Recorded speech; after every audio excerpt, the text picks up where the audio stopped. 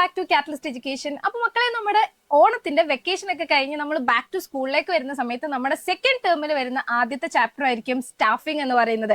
അതായത് നമ്മുടെ 6ാമത്തെ ചാപ്റ്റർ ആണ് സ്റ്റാഫിംഗ്. സ്റ്റാഫിംഗ് എന്ന് പറയുന്ന ചാപ്റ്റർ ഇസ് ബേസ്ഡ് ഓൺ, നമുക്കറിയാലോ, നമ്മുടെ ബിസിനസ്സിലേക്ക് സ്റ്റാഫുകളെ നിയമിക്കുന്നതുമായിട്ട് ബന്ധപ്പെട്ടിട്ടുള്ള ടോപ്പിക് ആണ് ഇതിൽ മൊത്തം നമുക്ക് പഠിക്കാനുള്ളത്. സോ അതിൽ വരുന്ന ഒരു ഇമ്പോർട്ടന്റ് ടോപ്പിക് ആണ് സ്റ്റാഫിംഗ് പ്രോസസ്, അല്ലെങ്കിൽ നമുക്ക് സ്റ്റെപ്സ് ഇൻ സ്റ്റാഫിംഗ് എന്ന് പറയാം. അതായത് നമ്മുടെ സ്ഥാപനത്തിലേക്ക് നമ്മൾ എംപ്ലോയീസിനെ നിയമിക്കുന്ന സമയത്ത് നമ്മൾ ഫോളോ ചെയ്യേണ്ടതായിട്ടുള്ള കുറച്ച് സ്റ്റെപ്സ് ആണ് ഇതെന്ന് പറയുന്നത്. നിങ്ങൾക്ക് അറിയാമോ ഇതെന്താണ്? ഒരു എസ്സേ അല്ലെങ്കിൽ ഷോർട്ട് എസ്സേ ആയിട്ട് ചോദിക്കാൻ പറ്റുന്ന ഒരു ക്വസ്റ്റ്യൻ ആണ് കേട്ടോ. അത്രയും മാർക്കിന് ചോദിക്കാൻ പൊട്ടൻഷ്യൽ ഉള്ള ഒരു ക്വസ്റ്റ്യൻ ആണ്. സോ നമുക്കിത് അറിഞ്ഞിരിക്കണം. നമ്മൾ നോക്കുകയാണെന്നുണ്ടെങ്കിൽ സ്റ്റാഫിങ്ങിന് മെയിൻലി 8 സ്റ്റെപ്സ് ആണ് വരുന്നത് കേട്ടോ. 8 സ്റ്റെപ്സ് വരുന്നുണ്ട്. സ്റ്റെപ്പ് ആയതുകൊണ്ട് തന്നെ നമുക്ക് ഇഷ്ടമുള്ളത് ആദ്യം എഴുതാനൊന്നും പറ്റില്ല. ഇത് ഫോളോ ചെയ്ത് തന്നെ എഴുതണം കേട്ടോ. 1 by 1 ആയിട്ട് തന്നെ എഴുതണം. സോ നമുക്ക് ആദ്യമായിട്ട് ആ 8 സ്റ്റെപ്പ് ഒന്ന് പറഞ്ഞു പോവാം. എന്തൊക്കെയാണ്?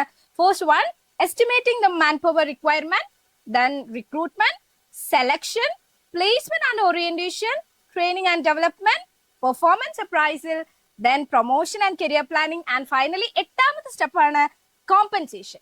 സോ ഇതാണ് നമ്മുടെ 8 സ്റ്റെപ്പ്. ഈ 8 സ്റ്റെപ്പ് ഫോളോ ചെയ്തിട്ട് വേണം നമുക്കൊരു ബിസിനസ് സ്ഥാപനം ഉണ്ടെങ്കിൽ അതിലേക്ക് ഒരു എംപ്ലോയിനെ നിയമിക്കാൻ വേണ്ടിയിട്ട്. സോ ഇത് എന്തൊക്കെയാണ് എന്നുള്ളത് നമുക്ക് ഈ ഒരു വീഡിയോയിൽ ഏറ്റവും സിമ്പിൾ ഫോമിൽ ഡിസ്കസ് ചെയ്ത് പോവാം. ഫസ്റ്റ് 1 ആണ് എന്ത്?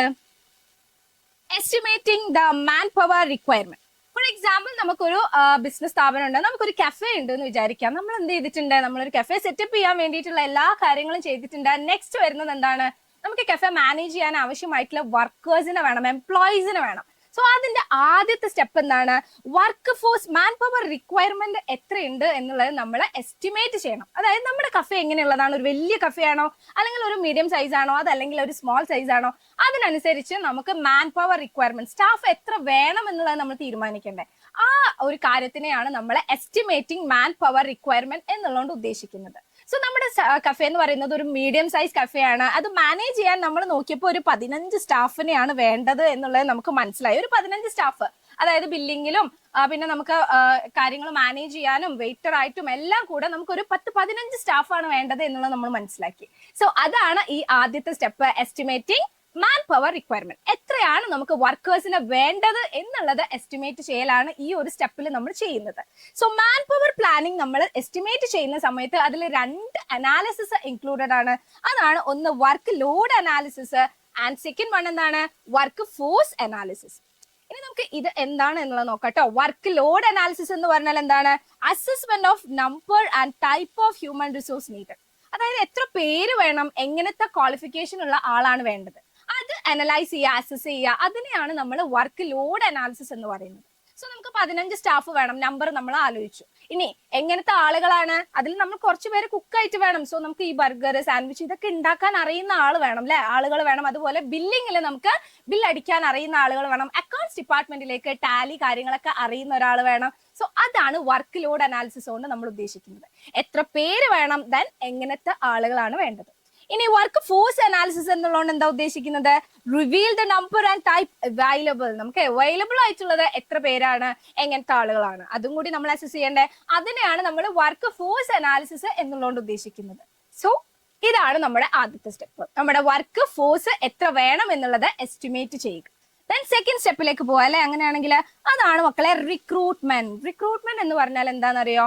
Recruitment is simply a process of searching for prospective employees and stimulating them to apply for the jobs in the organization. നമുക്ക് ആവശ്യമായിട്ടുള്ള പ്രോസ്പെക്റ്റീവ് എംപ്ലോയീസിനെ സെർച്ച് ചെയ്ത് കണ്ടുപിടിക്കുക, ആൻഡ് അവരെ കൊണ്ട് നമ്മുടെ ഓർഗനൈസേഷനിലെ ജോലിയിലേക്ക് അപ്ലൈ ചെയ്യിപ്പിക്കുക, അവരെ സ്റ്റിമുലേറ്റ് ചെയ്യുക അപ്ലൈ ചെയ്യിക്കാൻ വേണ്ടിയിട്ട്. അങ്ങനത്തെ പ്രോസസ്സിനെയാണ് നമ്മൾ റിക്രൂട്ട്മെന്റ് എന്ന് പറയുന്നത്. അത് മനസ്സിലാക്കി വെക്കുക. ആൻഡ് ഓൾസോ ഒരു സിമ്പിൾ ആയിട്ടുള്ള കാര്യം കൂടി ഓർത്ത് വെക്കുക. റിക്രൂട്ട്മെന്റിനെ നമ്മൾ എല്ലായ്പ്പോഴും പോസിറ്റീവ് പ്രോസസ് എന്നാണ് പറയുന്നത്. അത് എന്തുകൊണ്ടാണ് അങ്ങനെ വിളിക്കുന്നത് എന്ന് ചോദിച്ചിട്ടുണ്ടെങ്കിൽ, റിക്രൂട്ട്മെന്റ് എന്ന് പറയുന്ന ഈ ഒരു സ്റ്റേജിൽ നമ്മുടെ ഓർഗനൈസേഷനിലുള്ള ആളുകൾ ആസ് മച്ച് ആസ് എത്ര പേരുടെ ഡീറ്റെയിൽസ് കിട്ടുന്നു അതൊക്കെ വന്നോട്ടെ, എല്ലാവരും അപ്ലൈ ചെയ്തോട്ടെ എന്നാണ് വിചാരിക്കുന്നത്. ആരെയും നമ്മൾ എന്ത് ചെയ്യുന്നില്ല? റിജക്ട് ചെയ്യുന്നില്ല, എല്ലാവരെയും നമ്മൾ അക്സെപ്റ്റ് ചെയ്യുന്നുണ്ട്. അതുകൊണ്ടാണ് റിക്രൂട്ട്മെന്റിനെ നമ്മൾ ഒരു പോസിറ്റീവ് പ്രോസസ് എന്ന് പറയപ്പെടുന്നത്. ഓക്കെ ആണല്ലോ? അങ്ങനെയാണെങ്കിൽ നമുക്ക് നേരെ നമ്മുടെ തേർഡ് സ്റ്റെപ്പിലേക്ക് പോവാം. റിക്രൂട്ട്മെന്റ് കഴിഞ്ഞ് നെക്സ്റ്റ് വരുന്ന സ്റ്റെപ്പാണ് സെലക്ഷൻ. അതായത് നമ്മൾ എന്ത് ചെയ്തിട്ടുണ്ട്? റിക്രൂട്ട് ചെയ്ത് ഒരുപാട് ലിസ്റ്റ് നമ്മുടെ കയ്യിലുണ്ട്. ഇതിൽ നിന്നും എല്ലാവർക്കും ജോലി കൊടുക്കാൻ നമുക്കുണ്ടോ? നമ്മുടെ കഫേയിലേക്ക് വെറും 15 പേരെ നമുക്ക് ആവശ്യമുള്ളൂ. സോ നമ്മുടെ റിക്രൂട്ട് ചെയ്ത ലിസ്റ്റ് എന്ന് പറയുന്നത് ഒരു 10, 100 അത്രയും ഉണ്ട് എന്ന് വിചാരിക്കും. ഒരു 100, 150 പേരുടെ ഒരു ലിസ്റ്റ് ആണ് നമ്മുടെ കയ്യിലുള്ളത്. ഇതിൽ നിന്നും നമുക്ക് വെറും 15 പേരെ മതി. അപ്പൊ ഈ 15 പേരെ നമ്മൾ എന്ത് ചെയ്യണം? ഈ റിക്രൂട്ട് ചെയ്ത ലിസ്റ്റിൽ നിന്നും ഏറ്റവും ആപ്റ്റ് ആയിട്ടുള്ള ആളുകളെ, നമുക്ക് ആവശ്യമുള്ള ക്വാളിഫിക്കേഷൻ ഉള്ള ആളുകളെ നമ്മൾ ചൂസ് ചെയ്യും, സെലക്ട് ചെയ്യും. അതിനെയാണ് നമ്മൾ എന്തെന്ന് വിളിക്കുന്നത്? സെലക്ഷൻ എന്ന് വിളിക്കുന്നത്. ക്ലിയർ ആണല്ലോ?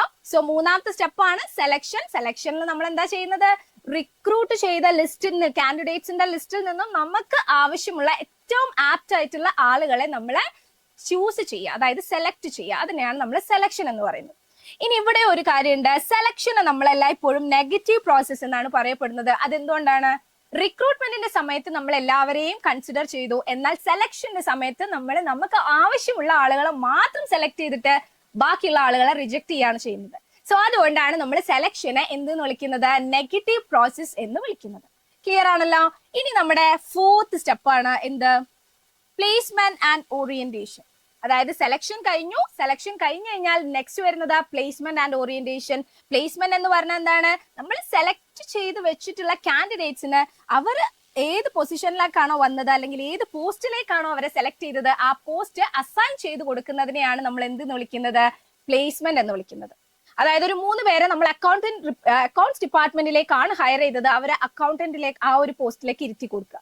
അതുപോലെ തന്നെ കുറച്ചു പേരെ നമ്മൾ ഷെഫ് ആയിട്ടാണ് കൊണ്ടുവന്നത്, അവർ ആ ഒരു കാര്യങ്ങളിലേക്ക് ഏൽപ്പിച്ചു കൊടുക്കുക. സോ ആ കാൻഡിഡേറ്റ്സിന് അവരവരുടെ പോസ്റ്റ് അസൈൻ ചെയ്ത് കൊടുക്കുന്നതിനെ നമ്മൾ പ്ലേസ്മെന്റ് എന്നാണ് പറയുന്നത്. ഇനി നെക്സ്റ്റ് വരുന്നത് എന്താണ്? ഓറിയന്റേഷൻ അല്ലെങ്കിൽ ഇൻഡക്ഷൻ എന്ന് പറയും കേട്ടോ. അതായത് കാൻഡിഡേറ്റ്സിനെ സംബന്ധിച്ച് നമ്മുടെ ഓർഗനൈസേഷൻ പുതിയ ഒരു അറ്റ്മോസ്ഫിയർ ആണ്. അവര് നമ്മുടെ ഓർഗനൈസേഷനിലെ വർക്ക് എൻവയോൺമെന്റ് എന്തൊക്കെയാണ്, നമ്മുടെ ഓർഗനൈസേഷനിലെ കാര്യങ്ങൾ എന്തൊക്കെയാണ്, ജോലികൾ എന്തൊക്കെയാണ്, വർക്ക് ഗ്രൂപ്പ് ഏതൊക്കെയാണ്, ആകെ മൊത്തം ടോട്ടൽ നമ്മുടെ ഓർഗനൈസേഷൻ ഒന്ന് ഫെമിലറൈസ് ചെയ്ത് കൊടുക്കുക, ഇൻട്രൊഡ്യൂസ് ചെയ്ത് കൊടുക്കുക, അല്ലെ, പരിചയപ്പെടുത്തി കൊടുക്കുക. അതിനെയാണ് നമ്മൾ എന്തെന്ന് വിളിക്കുന്നത്? ഓറിയന്റേഷൻ എന്ന് വിളിക്കുന്നത്. ഓക്കെ ആണല്ലോ? ദെൻ നെക്സ്റ്റ് വരുന്ന സ്റ്റെപ്പാണ് അഞ്ചാമത്തത് ട്രെയിനിങ് ആൻഡ് ഡെവലപ്മെന്റ്. നമ്മൾ എന്ത് ചെയ്തിട്ടുണ്ട്? കാൻഡിഡേറ്റ്സിനെ റിക്രൂട്ട് ചെയ്തു, അതിൽ നിന്ന് നമ്മൾ സെലക്ട് ചെയ്തു, ദെൻ അവരെ പ്ലേസ് ചെയ്തു, അവരുടെ ജോലിയിൽ അവരെ പ്ലേസ് ചെയ്തു. ഇനി നമ്മൾ അവർക്ക് ആവശ്യമായിട്ടുള്ള എന്ത് കൊടുക്കണം? ട്രെയിനിങ് കൊടുക്കണം. എന്നാൽ മാത്രമേ അവർക്ക് എന്തുണ്ടാവുള്ളൂ? ഡെവലപ്മെന്റ് ഉണ്ടാവുള്ളൂ. സോ ട്രെയിനിങ് എന്ന് പറഞ്ഞിട്ടുണ്ടെങ്കിൽ എന്താണ് മക്കളെ? Imparting knowledge and skills to do a job, അല്ലെ, ഒരു ജോലി ഏറ്റവും ബെസ്റ്റ് ആയിട്ട് ചെയ്യാൻ ആവശ്യമായിട്ടുള്ള സ്കില്ലും നോളജും അവർക്ക് പകർന്നു കൊടുക്കുന്നതിനെയാണ് നമ്മൾ എന്തെന്ന് വിളിക്കുന്നത്? ട്രെയിനിങ് എന്ന് വിളിക്കുന്നത്. ആൻഡ് ട്രെയിനിങ് കിട്ടിക്കഴിഞ്ഞാൽ ഡെവലപ്മെന്റിലേക്ക് എംപ്ലോയീസ് നാച്ചുറലി എത്തും. ഡെവലപ്മെന്റ് എന്ന് പറഞ്ഞിട്ടുണ്ടെങ്കിൽ overall growth of the employee കേട്ടോ. എംപ്ലോയിന്റെ ഓവറോൾ ഗ്രോത്ത്, എല്ലാ ആസ്പെക്ട്സിലും അയാൾ വളർന്നു വരുന്നതിനെയാണ് നമ്മൾ ഡെവലപ്മെന്റ് എന്ന് പറയുന്നത്. നെക്സ്റ്റ് വരുന്ന സ്റ്റെപ്പാണ് എന്ത്? Performance appraisal. നമ്മൾ ട്രെയിനിങ് ഒക്കെ കൊടുത്ത് സെറ്റ് ആക്കിയിട്ടുണ്ട്, എന്നാൽ അവിടെ കഴിഞ്ഞോ? ഇല്ല. നമ്മൾ എന്ത് ചെയ്യണം? നമ്മുടെ എംപ്ലോയീസിന്റെ പെർഫോമൻസ് നമ്മൾ മോണിറ്റർ ചെയ്തുകൊണ്ടേയിരിക്കണം. അതാണ് ഈ ഒരു സ്റ്റെപ്പിൽ പറയുന്നത്. Evaluating an employees current or past performance, അല്ലെ, അവരുടെ ഇപ്പോഴത്തെ അല്ലെങ്കിൽ പാസ്റ്റ് പെർഫോമൻസ് നമ്മൾ ഓൾറെഡി സെറ്റ് ചെയ്ത് വെച്ചിട്ടുള്ള സ്റ്റാൻഡേർഡിന് ഒക്കുന്നുണ്ടോ, അല്ലെങ്കിൽ അത്രത്തോളം അവർ പെർഫോം ചെയ്യുന്നുണ്ടോ എന്ന് ഇവാലുവേറ്റ് ചെയ്തുകൊണ്ടേയിരിക്കണം. അതാണ് പെർഫോമൻസ് അപ്രൈസൽ എന്നുള്ള ആ ഒരു സ്റ്റെപ്പിൽ പറയുന്നത്. ദെൻ നെക്സ്റ്റ് വരുന്ന ഏഴാമത്തെ സ്റ്റെപ്പാണ് പ്രൊമോഷൻ ആൻഡ് കരിയർ പ്ലാനിങ്. അവർക്ക് ആവശ്യമായിട്ടുള്ള, അവരെ എല്ലാ സമയത്തും ഒരേ പൊസിഷനിൽ ഇരുന്നാൽ മതിയോ? അവർ ഡെവലപ്മെന്റ് ഒക്കെ അച്ചീവ് ചെയ്ത് കഴിഞ്ഞാൽ അവർക്ക് കരിയർ ഡെവലപ്മെന്റിനുള്ള ഒരു ലെവലിലേക്ക് അവർ എത്തുന്നുണ്ടായിരിക്കും. സോ അതിനാവശ്യമായിട്ടുള്ള കാര്യമാണ് പ്രൊമോഷൻ ആൻഡ് കരിയർ പ്ലാനിങ്ങിൽ പറയുന്നത്. പ്രൊമോഷൻ എന്ന് പറഞ്ഞാൽ എന്താണ്?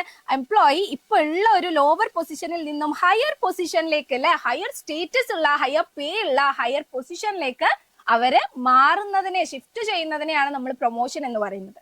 സോ എംപ്ലോയി ഡെവലപ്പ് ചെയ്ത് വരുന്നുണ്ട് എന്നുണ്ടെങ്കിൽ അയാൾക്ക് പ്രൊമോഷൻ ആവശ്യമായിട്ടുള്ള എൻവയോൺമെന്റ് ആരുണ്ടാക്കി കൊടുക്കണം? നമ്മുടെ ഓർഗനൈസേഷൻ ഉണ്ടാക്കി കൊടുക്കണം. അതുപോലെ തന്നെ അവർക്ക് കരിയർ നല്ല രീതിക്ക് പ്ലാൻ ചെയ്യാനുള്ള എല്ലാ ഓപ്പർച്യൂണിറ്റീസും നമ്മുടെ ഓർഗനൈസേഷനിൽ അവർക്ക് കൊടുത്തിരിക്കണം.